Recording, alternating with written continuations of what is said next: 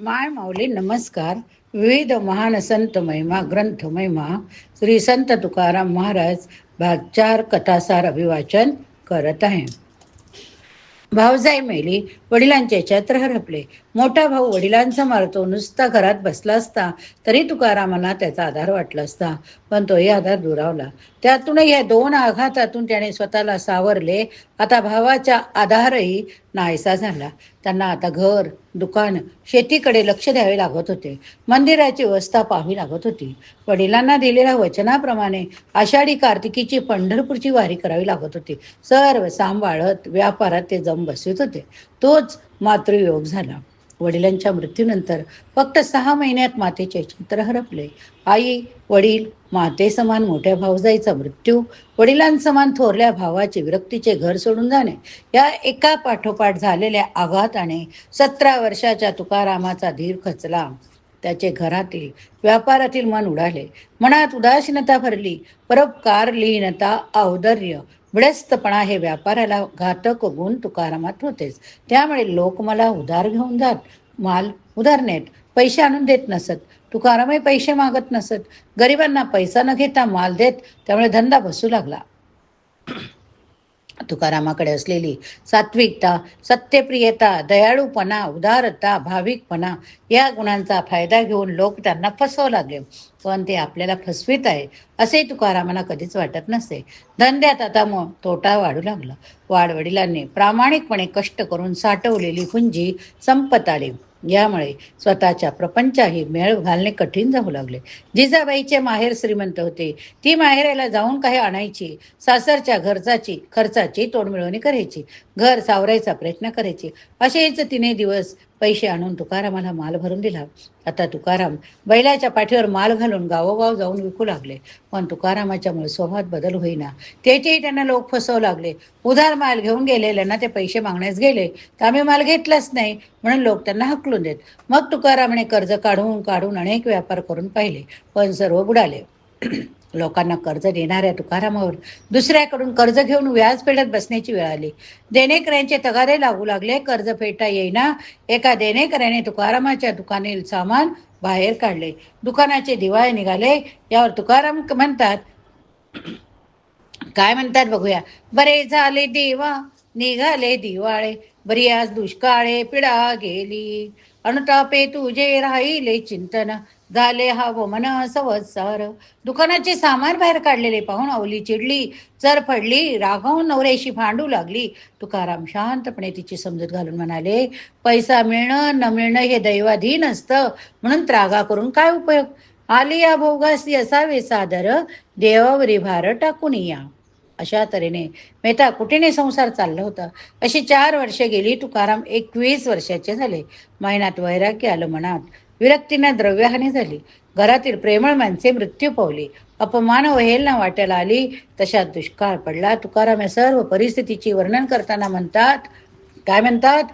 बाप मेला न कळता, नव्हती संसाराची चिंता, विठो तुझे माझे राज्य, नाही दुसऱ्याचे काज, बाईल मेली मुक्त झाली, दैवी माया सोडविली, पोर मेली बरे झाले, देवे माया विरण केले, माता गेली मजदी कथा, तुका म्हणे हरली चिंता.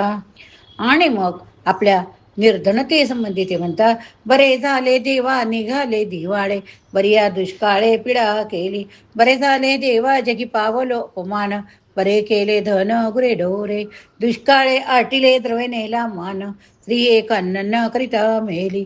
अशात सर्वत्र दुष्काळ पडला. अन्ना दहान दिशा झाली. तेव्हा तुकाराम म्हणतात, न मिळो खावया परिरावो चित्ती नारायण. ते आणखी आपल्या परिस्थितीचे वर्णन करतात. काय खावे कुणीकडे जावे, गावात राहावे कवन्या बळे, कोपला पाटील गावातले लोक, आता माझं भीक कोण घाली. अशी परिस्थिती त्यांनी पंढरपूरची वारी चुकवू दिली नाही. पण पुढच्या वर्षी आषाढ गेला, श्रावण भाद्रपद गेला. पावसाचा एक थेंब पडला नाही. शेतात पिके नाहीत, रानात गवत नाही, गुराला खायला नाही, इंद्रायणी आटली, जनावरांना माणसांना प्यायला पाणी नाही. मिळेल तिथून मिळेल तसले पाणी आणून प्यावे लागते. त्यामुळे रोगराई पसरली. लोक गाव सोडून जाऊ लागले. गावेच्या गावेसी ओस पडू लागली. तुकारामाच्या घरातले धान्य संपले. किडूक मिडूक होते तेही गेले. तुकारामाचे संसारात लक्ष लागेनासे झाले.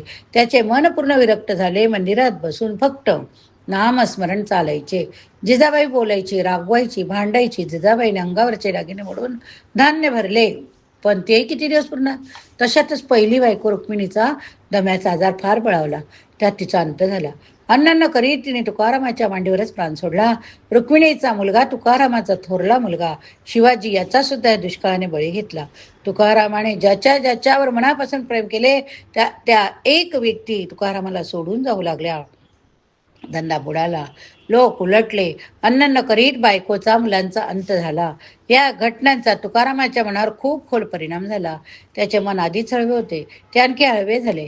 बायको मुलांच्या मृत्यूने ते आणखी उदासीन झाले. ते ईश्वर चिंतन करीतच होते, पण आता जास्तीत जास्त वेळ ईश्वर भक्तीतच घालवू लागले. आपल्या घराचा आयुष्याचा सारा भार त्याने ईश्वरावर सोपवला. ते म्हणत, ठेविले अनंते तैसेची राहावे, चित्ती असू द्यावे समाधान. शेवटी हरीचा शोध घ्यायचा असे त्यांनी मनाशी पक्के ठरवले. त्यासाठी जेथे हरी भेटेल तेथे जायचे असा मनाचा निश्चय केला. कारण त्यांना इतके दुःख झाले, पण त्यांच्या सांत्वनासाठी कोण येणार होते? प्रत्येक जणच आपापल्या दुःखात चूर होऊन गेलेला होता. मग त्यांच्या लक्षात आले की प्रयत्नाची पराकाष्ठा केली तरी याचे सूत्र आपल्या हातात नाही. मग त्यांच्या रक्तात असणाऱ्या पराक्रमाच्या शास्त्र तेजाच्या सुरलिंगाने पेट घेतला.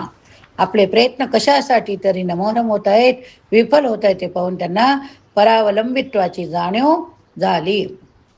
ते सर्व ज्यांच्या सत्तेमुळे होत आहेत, ज्यांच्या सतिच्छेमुळे घडते, त्या परतत्वाचा शोध घेणे हाच स्वतःला सुखी करून घेण्याचा उपाय असे त्यांना वाटले. त्या तत्वाला डावलून आपण केलेले प्रयत्न फोल ठरतात याची त्यांनी खात्री पटली. प्रारब्ध प्रयत्न यांच्या झगड्यात आपण पडायचे नाही, पण या दोन तत्वांच्या मुळाकडे जाण्यासाठी त्यांची वृत्ती धावू लागली. ते अनन्य भावे देवाला शरण गेले. त्याचा सारखा धावा करू लागले. एकांतात बसून चिंतन करू लागले. एक दिवस घरात कोणासही न सांगता घरातून बाहेर पडले. हिंडत हिंडत ते गावाजवळच्या भामचंद्र डोंगरावर आले.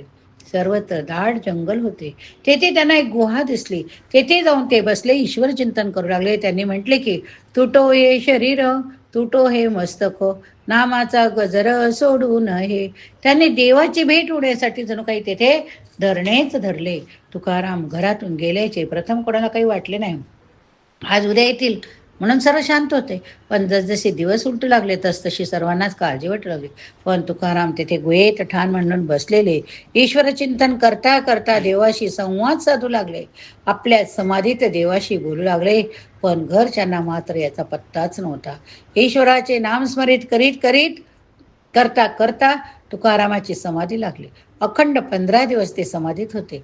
15 दिवसांनी ते समाधीतून बाहेर आले. त्यावेळी त्यांचे मन स्थिर प्रसन्न होते. या काळात ते देवाला म्हणत, सर्व भावे आलो तुझशी शरण, काया वाचा मनासहित देवा. आणि दुसरे न ये माझे मना, राहिले वासना तुझे ठाई. तुझे आम्ही दास आमचा तू धनी, चालत दुर्णी आलो मागे. तुका म्हणे आता घेतले धरणे, येशोभा कारणे भेटी देई. समाधी अवस्थेत त्यांचा हरी त्यांना भेटला होता. तो त्यांच्याच हृदयात होता. तो सर्व व्यापी होता. जेथे जेथे ते जातील किंवा जात होते तेथे तेथे तो त्यांच्या संबरोबरच होता. तो त्यांचा सांगती होता. म्हणून ते म्हणतात, जेथे जातो तेथे तू माझा सांगाती, चालविसी हाती धरोनिया. चालो जाता अम्मा तुझ्यासी आधार, चालविसी भार सर्व माझा. बोलो जाता बरळ करीसी ते नीट, नेली लाज धीट केले तेव्हा. अवघे जन मज झाले लोकपाल, सोये रे सकळ प्राण सवे. तुका म्हणे आता खेळतो कौतुके, झाले तुझे सुख अंतर्बाह्य.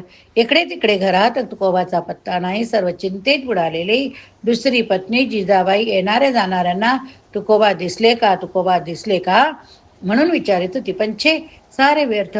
कुणालाच तुकोबाची माहिती नव्हती. खरे म्हणजे तू जिजाबाई कर्तबगार स्त्री होती. माहेरी आपल्या ज्या तोऱ्यात प्रतिष्ठित वागलो त्यात कमीपणा येऊ नये असं तिला वाटत होते. ती गृहकृत दक्ष अशी संसारी स्त्री होती. आपले पती हे स्वतंत्र प्रज्ञेचे असून कर्तबगार आहे याची तिला पक्की खात्री.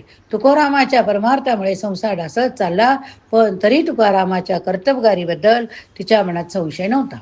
तुकाराम आपल्या कर्तबगारीने गेलेले सर्व वैभव परत मिळवतील याची तिला खात्री.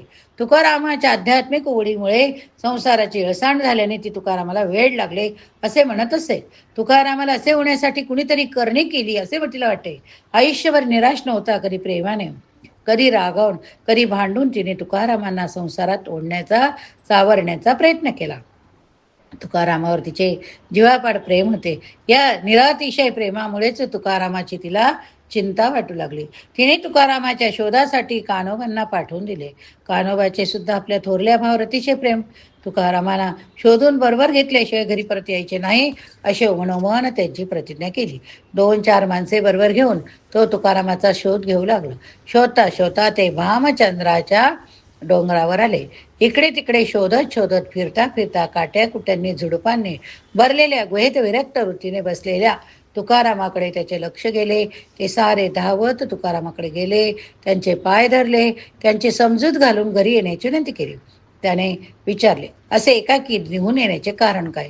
येथे विंचू, काटे, साप यांची तुम्हाला भीती वाटली नाही काय? त्यांना तुकाराम म्हणतात, चित्त शुद्ध तरी शत्रुमित्र होते, व्याघ्र येन खाती सर्प त्या, विष ते अमृत आघाते ते विष, अकर्तव्य नेत होय त्याची. कान्होबाने खूप समजावल्यावर, त्यांची करुणा भाकल्यावर तुकाराम घरी परत आले. जिजाबाईला खूप आनंद वाटला. तिने त्यांच्या पायावर डोके ठेवून त्यांची क्षमा मागितली. परत घर सोडून न जाण्याचे त्यांच्याकडून वचन घेतले. तुकाराम घरी आले खरे, पण त्यांची विरक्ती नाहीशी झाली नव्हती. या ठिकाणी हा भाग संपवूया. पुढील भागात पुढील कथा बघूया. पुंडलिक वरदारी विठ्ठल तुकाराम महाराज की जय. ज्ञानेश्वर माऊली मा की जय.